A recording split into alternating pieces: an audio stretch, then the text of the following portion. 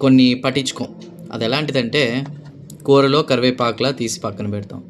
ఇది మాట్లాడడానికే కాదు, నిజంగా చాలామంది చేసే పని కూడా ఇదే. ఏంటంటే, అన్నం తింటున్నప్పుడు కూరలో ఏదైనా కరివేపాకు, కొంతమంది కొత్తిమీర ఇట్లాంటివి వచ్చినప్పుడు తీసి పక్కన పెట్టేస్తూ ఉంటారు. కానీ వాటి వల్ల మన శరీరానికి ఎంత ఉపయోగం ఉందనేది చాలామంది గుర్తించరు. అంటే ఎన్నో అంటే డాక్టర్లు కూడా నయం చేయని రోగాలు ఇంటి పెరట్లోనే దానికి సంబంధించిన ఏదో ఒక ఆకు తినేస్తే తగ్గిపోతుంది. మనం గతంలో కూడా చెప్పుకున్నాం కదా! ఆవు విషయంలో యజమానికి సంబంధించి ఏదైనా రోగం వచ్చినప్పుడు, జబ్బు చేసినప్పుడు ఆవు ఆ మెడిసినల్ ప్లాంట్ ఏదో తినొచ్చి పాలిస్తే, ఆ పాలు తాగడం ద్వారా యజమానికి ఆ రోగం తగ్గిపోయేదనేది కొన్ని ఎగ్జాంపుల్స్ త్రూ మనం తెలుసుకున్నాం.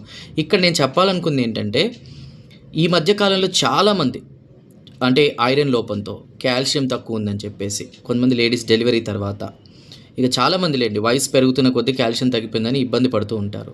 ఐరన్ విషయంలో ఐరన్ లోపం అంటారు, కాల్షియం తక్కువుందంటారు. ముఖ్యంగా విటమిన్ సి తక్కువుంది, విటమిన్ సి తినాలి ఇమ్యూనిటీ కోసమని పిల్లల నుంచి పెద్దల వరకు.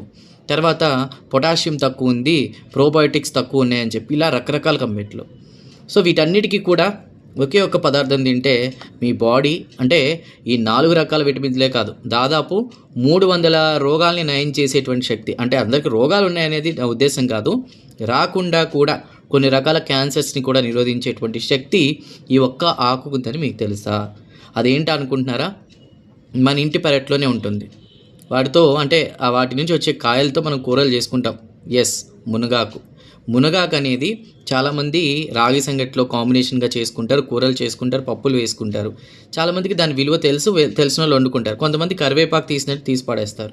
ఇప్పుడు దాని డిమాండ్ ఎలా పెరిగిందంటే, ప్రపంచ దేశాల్లో ముఖ్యంగా అమెరికాలో అట్లా అయితే కొంత ఆకుని ఎంతో రేట్లు ఇచ్చి కొనుక్కుంటున్నారు.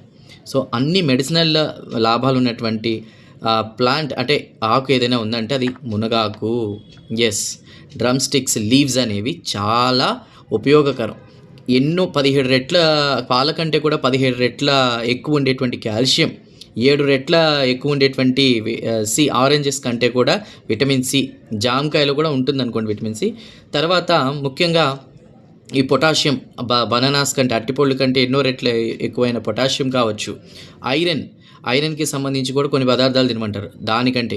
సో ఇవన్నీ కూడా మీకు ఒకే ప్లాంట్ నుంచి వస్తున్నాయి. కానీ మనం దాన్ని పట్టించుకోం. కనీసం దాన్ని ఎండబెట్టి పౌడర్ చేసుకొని తినే ఆహారంలో ఒక ముద్దగా దాన్ని తీసుకున్నా సరే, అన్నంలో కలిపి, లేదంటే వారానికి కనీసం 2 సార్లైనా మన ఆహారంలో మునగాకుని భాగం చేసుకుంటే గనక చాలా రకాల వ్యాధుల్ని తగ్గించుకోవచ్చు.